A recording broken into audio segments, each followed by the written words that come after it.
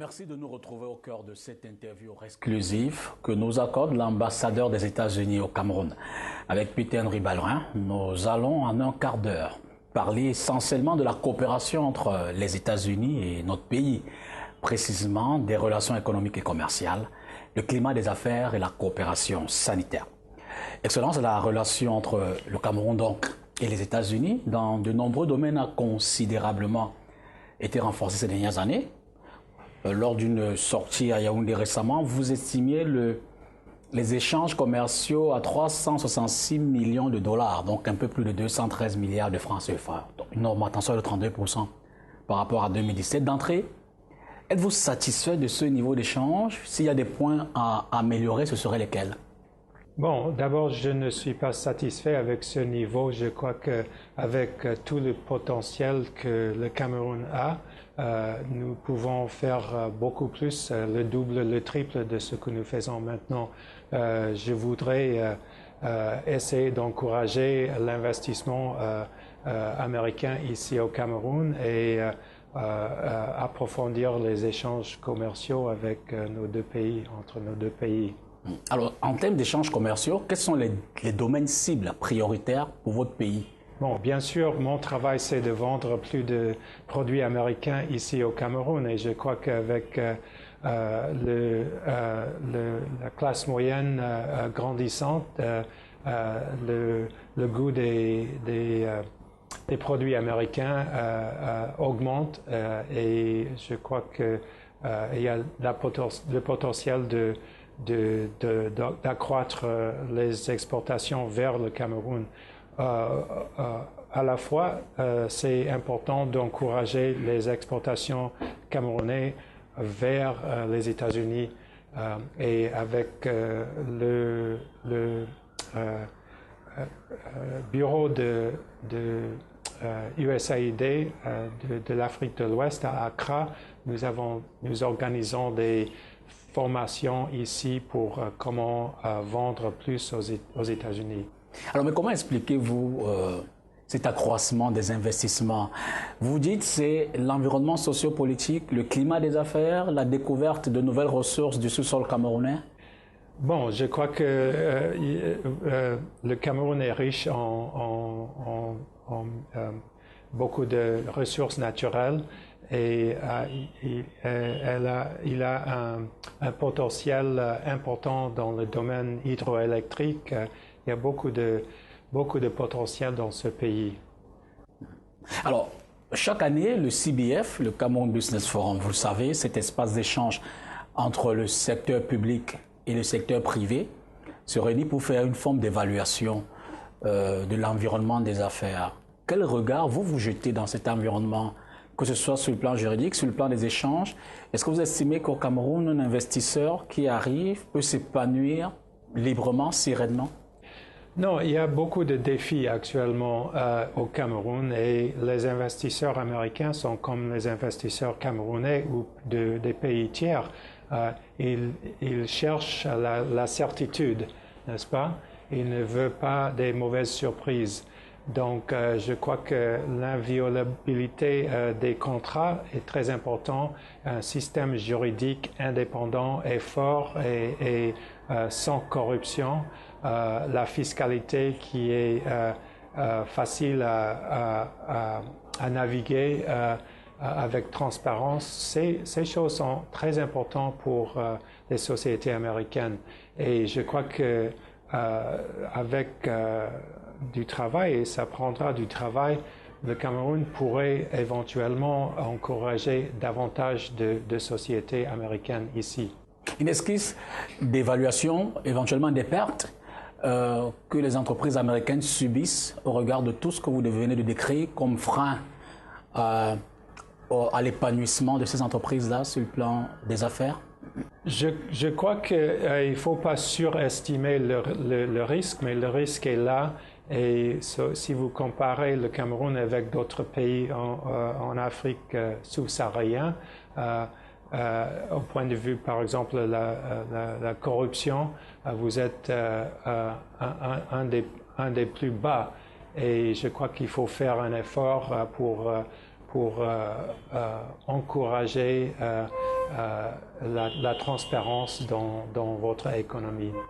Alors un mot sur l'AGOA, l'African Growth Opportunities Act, pour lequel les échanges d'exportation entre le Cameroun et les États-Unis donnent l'impression d'être toujours déficitaires à l'égard de notre pays. N'avez-vous pas le sentiment que dès la base, les données ne permettent pas ce rééquilibrage-là? Est-ce que les critères d'exportation ne sont pas des freins à l'accroissement des produits camerounais vers les États-Unis?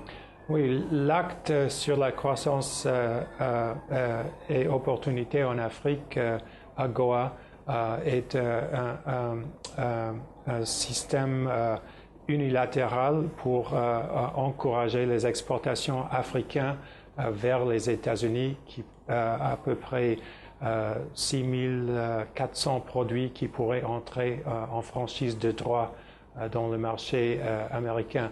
Le problème, c'est que c'est pas évident d'exporter aux États-Unis. Les produits, par exemple les fruits et les légumes, sont sujetés à des normes sanitaires, phytosanitaires qui sont assez élevées.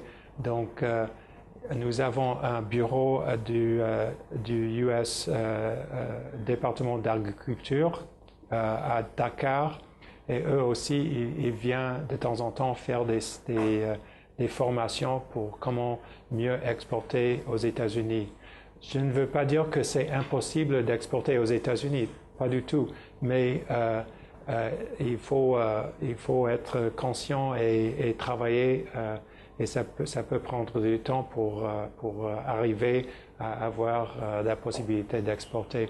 Le problème en Afrique sous-saharienne, y compris au Cameroun, c'est que on profite pas tellement de l'AGOA.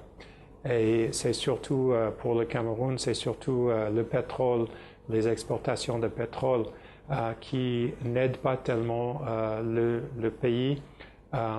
Mais ça sera mieux de chercher d'autres avenues pour l'exportation. L'autre problème avec l'AGOA, c'est pas un problème à notre avis, mais il y a la conditionnalité.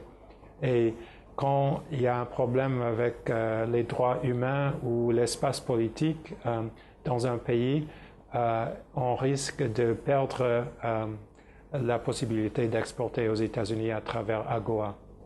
Alors, mais n'y a-t-il pas, je prends un exemple, comme les APE par exemple, des programmes d'accompagnement des entreprises locales qui souhaiteraient mieux vendre sur le marché américain? Oui, justement, à travers USAID et le département d'agriculture à Accra et à Dakar, il y a des experts de ces deux agences qui viennent encourager les exportations. Mais comme je vous ai dit, moi, je suis ici pour vendre les produits américains, pas pour acheter des produits camerounais. Donc, ça c'est mon homologue à Washington pour encourager les exportations camerounaises. Bien sûr. Le 25 juillet dernier, vous avez été reçu à la présidence de la République par le chef de l'État. Vous accompagnez M. Michael Mason, comme on le sait, qui est le président directeur général de la société Geovic, qui revient avec une enveloppe de plus de 200 milliards de francs CFA. Un mois après, un peu plus de 3 semaines après, que peut-on dire de ce projet-là? Où en est-on? Est-ce qu'il a évolué entre l'ambition, la présentation du projet, et qu'est-ce qu'on peut en dire en ce moment? Bon, je crois que ça a beaucoup de potentiel. Ce n'est pas pour demain. Ça va prendre du temps, mais je crois qu'on est sur le bon chemin. Et il y aura une exploitation dans la région Est. Ça, c'est un mine important de cobalt, de magnésium et de nickel.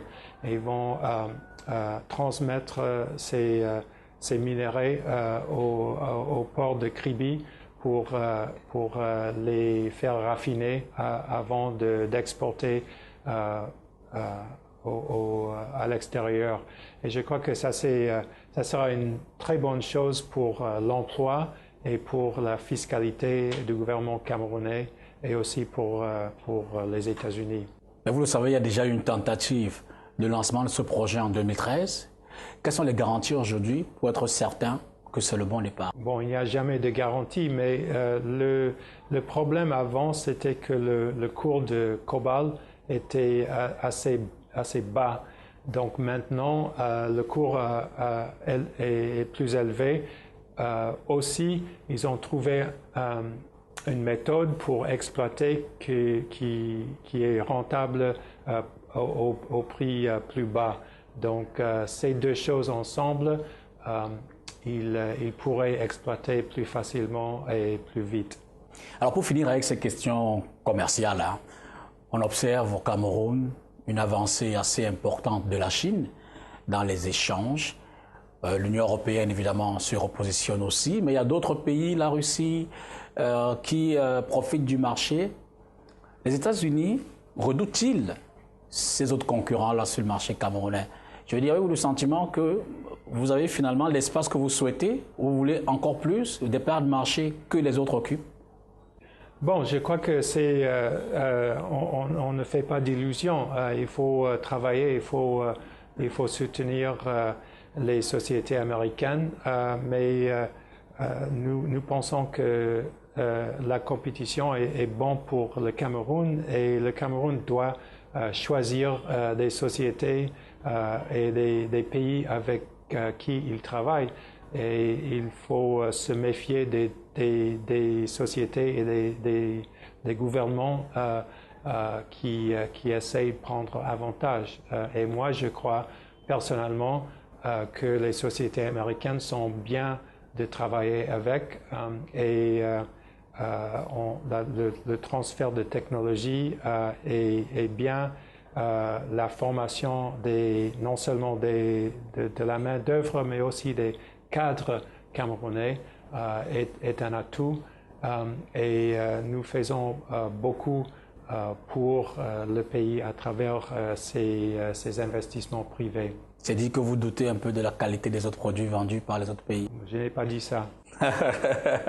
Cela dit, en santé, un mot peut-être sur le bilan du plan d'urgence américain visant à mettre fin à l'épidémie du sida. Oui. À ce jour, on sait, vous êtes très avancé dans ce programme-là.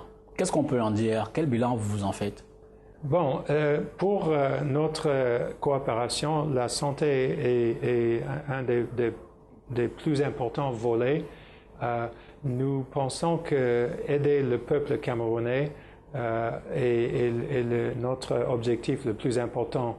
Donc, à travers ce programme PEPFAR qui lutte contre le VIH-Sida, nous pensons que nous avons eu une avancée cette année et nous sommes très fiers et reconnaissants du gouvernement camerounais d'avoir éliminé les frais d'utilisation pour les services VIH-Sida. Ça va encourager les gens qui souffrent du VIH de venir se faire tester et en faisant tester, on peut décerner les cas qui sont jusqu'à maintenant invisibles. Donc, donner les traitements antirétroviraux et baisser la charge virale pour qu'il ne transmet plus le VIH.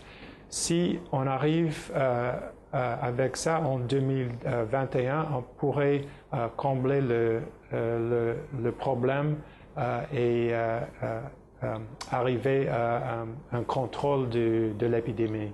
Jusqu'à maintenant, on n'est pas là. Mais avec la coopération du gouvernement camerounais, je crois qu'on pourrait le faire. Vous avez dit si on en arrive, y a-t-il des risques qu'on n'y arrive pas? Bien sûr qu'il y a des risques, mais je crois que, comme j'ai dit, avec la coopération du gouvernement, en éliminant ces frais d'utilisation, nous avons plus que doublé le budget pour l'an 2019 et c'est pour ça, pour arriver à ce contrôle de l'épidémie. Dès qu'on a contrôlé l'épidémie, on peut ajuster Mais maintenant, c'est la course contre la montre, quoi. Le budget, il est de combien en ce moment et pourquoi? Je veux dire, n'est-il pas également nécessaire d'encourager sur le plan local la recherche? On a peut-être connu l'expérience du professeur Anoumangou qui a beaucoup travaillé là-dessus, dont certainement de regretter mémoire, hein, les recherches étaient avancées. Est-ce qu'il n'y a pas, à votre niveau, un plan stimulant pour permettre aux chercheurs camerounais de s'y mettre aussi? Mais bien sûr, nous avons des stages, des formations aux États-Unis. Les chercheurs camerounais y participent beaucoup et nous essayons de former et d'établir des centres de recherche ici à travers la coopération des Centers for Disease Control et USAID et le département de défense. Donc, tout à fait, je suis tout à fait d'accord. Quel est le montant de l'investissement des États-Unis dans ce secteur lutte contre le VIH-Sida? Bon, l'an dernier, c'était dans les 41 millions de dollars. Maintenant, avec l'accord que nous avons eu avec le gouvernement, nous avons augmenté jusqu'à 97 millions de dollars. Donc, plus que le double de l'an dernier. Dans vos recherches, quelle est la plus grosse difficulté, je veux dire, dans vos actions de soutien? C'est encourager les gens de venir se faire tester parce que ce niveau n'est pas suffisant actuellement. Les gens, à cause des coûts, des frais, ils hésitent, ils n'ont pas le moyen de se faire tester. Et sans ça, on ne sait pas qui a le VIH-Sida et on ne peut pas les traiter. Donc, tester, à mon avis, c'est le plus important. Il faut se faire tester et puis se soigner avec l'aide du gouvernement et notre gouvernement. D'une maladie infectieuse à une autre, on sait également que vous travaillez beaucoup dans la lutte contre le paludisme, avec évidemment les dégâts que ça cause sur les populations locales. Concrètement, quelles sont vos actions dans ce secteur? Ça, c'est plus récent. Nous avons le President's Malaria Initiative et nous travaillons surtout dans le nord et l'extrême nord. Pourquoi? Parce que la saison de transmission dans ces deux régions est très courte. Et surtout pour les enfants et les femmes enceintes, la possibilité d'avoir une résistance contre le palu est faible. Donc la mortalité dans le nord et l'extrême nord est très élevée. Ça fait à peu près 60% des morts dans le Cameroun du palu. Donc nous mettons l'accent surtout dans ces deux régions et c'est depuis l'an dernier qu'on a commencé et nous versons dans les 20 millions par an dans ces deux régions. Et vous avez le sentiment que l'impact se fait ressentir au sein des populations? Est-ce qu'elles adhèrent? Est-ce que le paludisme recule dans ces zones-là? C'est un peu tôt d'en parler, mais on commence à distribuer les moustiquaires imprégnées d'insecticides et je crois que ça avance, mais il faut attendre jusqu'à l'année prochaine peut-être pour voir le progrès. Combien de temps vous donnez-vous? Je ne sais pas, je ne saurais pas dire. C'est dû à quoi? C'est dû à ce que le paludisme est suffisamment recalcitrant. Qu'est-ce qui donne cette forme d'incertitude que vous sentez exprimer? L'incertitude vient du fait que la moustique est très, très agile et très flexible et le paludisme cherche d'autres moyens pour survivre, comme tous les organismes vivants, n'est-ce pas? Mais très efficace. Donc c'est une lutte difficile, c'est un défi, mais j'ai confiance qu'avec la coopération du gouvernement et les autres partenaires, on va enrayer le fléau. Peter Ribbalren, merci. C'est moi qui vous remercie. C'était court, on aurait pu parler de bien d'autres choses. Ah oui, la prochaine fois peut-être. Merci. Nous étions évidemment avec l'ambassadeur des États-Unis au Cameroun dans cette vingtaine de minutes qui nous a accordé évidemment pour parler de la coopération entre nos deux pays, la coopération économique et commerciale et surtout un autre point important qu'on n'a pas toujours l'impression de percevoir, la coopération dans le domaine de la santé. J'espère que comme moi vous en avez appris. Merci et à la prochaine.